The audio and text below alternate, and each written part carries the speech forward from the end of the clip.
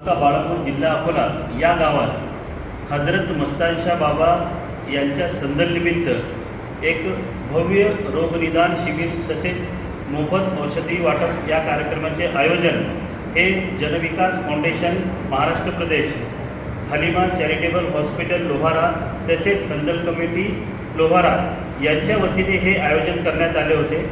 ह्या शिबिरात विविध आजारांची तपासणी ही तज्ञ डॉक्टरांच्या तर्फे करण्यात आली।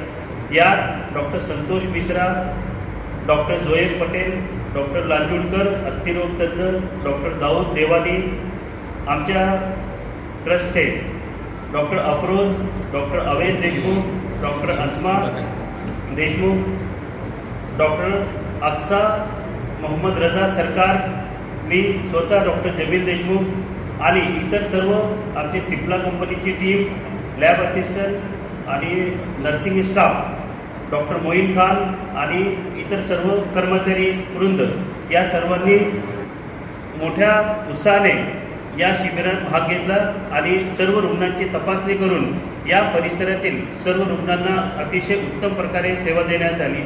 या शिबिरात जवळजवळ 1200 पेशंटची तपासणी करण्यात आलेली आहे आणि यामध्ये या सर्वांना मोफत औषधी देण्यात आले।